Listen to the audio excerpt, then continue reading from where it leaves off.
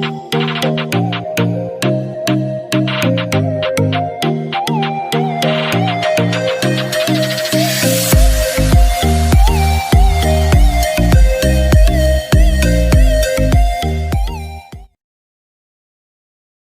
warahmatullahi wabarakatuh. Waalaikumsalam warahmatullahi wabarakatuh. Sebelum kita memulai acara ini, alangkah lebih baiknya kita berdoa menurut agama dan kepercayaan kita masing-masing. Berdoa mulai, berdoa selesai. Nah, ada pepatah yang mengatakan tak kenal maka tak sayang. Maka saya akan memperkenalkan diri saya sendiri. Nama saya Vivi Nikawati. Saya adalah mahasiswa semester 6 prodi BKPI Inaivas Kencong. Nah, di sini bagaimana kabar adik-adik semuanya? Atas partisipasi kedatangannya adik-adik dalam acara bimbingan konseling. Nah, di sini saya akan memberikan layanan bimbingan konseling, layanan orientasi. Nah, di sini saya mau menanyakan apakah adik-adik ada yang sudah mengetahui apa itu layanan orientasi? Nah, dari sini saya akan menjelaskan sedikit tentang apa itu layanan orientasi. Layanan orientasi adalah layanan guna untuk memahami peserta didik dengan lingkungan yang baru. Nah, di sini adik-adik kan kelas 9 ya. Nah, itu nanti apa saja yang harus dipahami adik-adik kelas 9 ya. Kita tahu kan ya, kelas 9 ujian ya. Ujian sendiri ada ujian praktek dan ujian sekolah. Untuk tahun ini karena ujian nasional ditiadakan, jadi fokusnya ke mempersiapkan diri ke ujian sekolah. Nah, setelah itu mempersiapkan diri untuk melanjutkan ke jenjang atas. Nah, yang pertama kita akan membahas tentang persiapan ke ujian sekolah ya. Tahu kisi-kisi apa saja sih yang akan materinya yang akan diujikan dalam ujian tersebut. Jadi itu nanti akan mempermudah peserta didik dalam mempelajari materi yang begitu banyak dari mulai kelas 7 sampai kelas 9 ya. Untuk persiapan psikisnya, yaitu yang pertama berdoa tentu saja ya. Terus jangan lupa minta restu kedua orang tua, minta dukungan orang tua agar selalu mendoakan semoga nilai yang kita dapatkan nanti memuaskan. Nah, nilai yang memuaskan nanti itu juga akan membanggakan diri sendiri juga kedua orang tua. Memang patokan dari sebuah keberhasilan bukan hanya dari nilai kan, tapi jika kita dalam berusaha melaksanakan dengan sungguh-sungguh, nah nantinya apapun hasilnya, apapun nilainya, kita akan memperoleh kepuasan tersendiri. Oh, yang jelas saya sudah melaksanakannya sepenuh hati. Ya, paham ya? Paham. Nah, kita kan untuk pembahasan selanjutnya kita perlu untuk meregangkan otot-otot kita ya. Saya ada salah satu permainan ya. Nanti kalau saya sebutkan angka 1, nanti yang dipegang adalah mata. Ya, kalau angka 2 yang dipegang adalah mulut, bibir. Ya, angka 3 kepala yang dipegang, dan angka 4 yang dipegang adalah tangan. Angkat tangan gini ya. Kita coba dulu ya. 1 mata, 2 bibir, 3 kepala, dan yang keempat yaitu angkat tangan. Nah, nanti apa hukumannya bagi yang salah, yang tidak konsentrasi? Apa kesepakatan kita?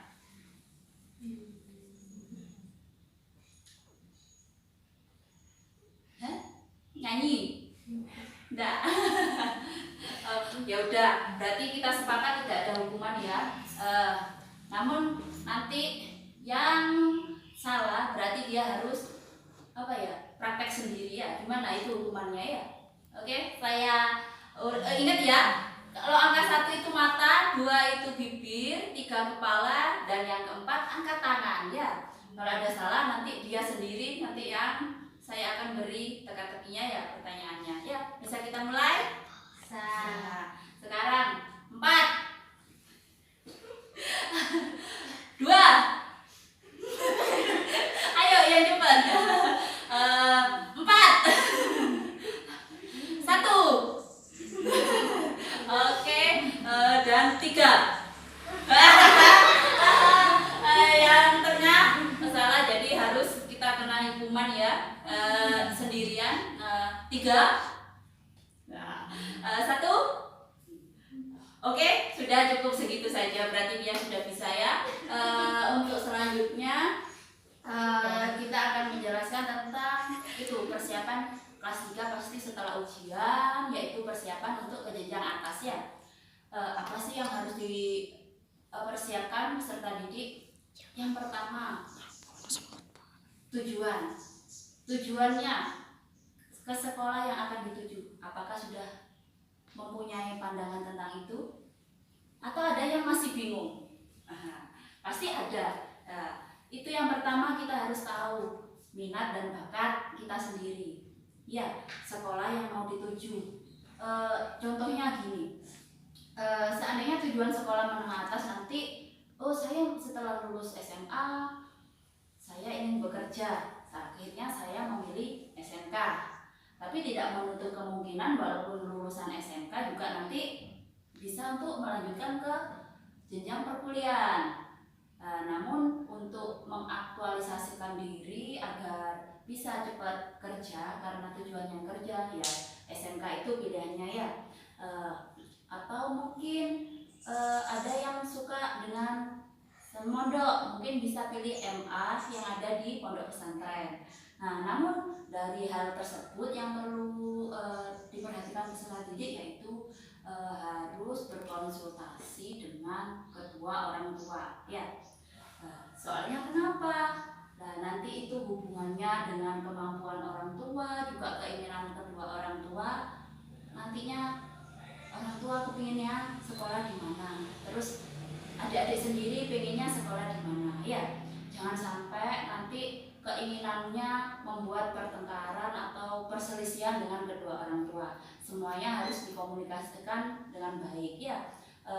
Seandainya ada larangan dari kedua orang tua tentang ketidaksukaannya atas pilihannya adik-adik, nah nanti itu harus ditanyakan apa alasan kedua orang tuanya seperti itu ya. Jadi tidak ada ganjalan atau permasalahan ke depannya ya. Apakah adik-adik semuanya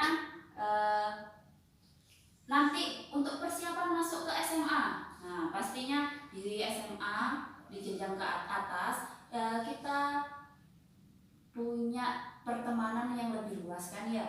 Teman-teman yang dari SMP tidak selalu bersama, pasti harus mempunyai pertemanan yang baru ya. Nah, itu apa persiapan adik-adik?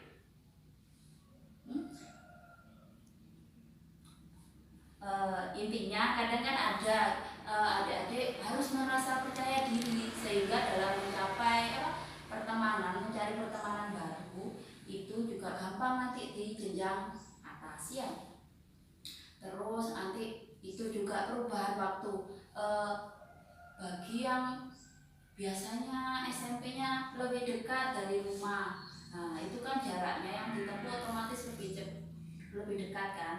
Kalau SMA agak jauh, berarti kan nanti dari jadwal kesehariannya adik-adik juga berubah. Nah, mungkin dari jadwal bangun tidur yang harus lebih awali lagi agar datang ke sekolah nanti tidak terlambat karena jaraknya yang semakin jauh ya. Di penjelasan yang saya jelaskan, apakah ada pertanyaan? Tidak. Apakah sudah bisa dipahami? Bisa.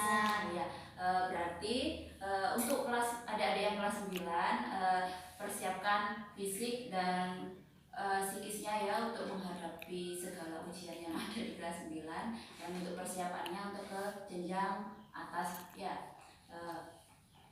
Dan kita akhiri, sebelum kita akhiri kegiatan ini, kita akhiri dengan doa lagi ya untuk penutup ya. Berdoa mulai. Doa selesai.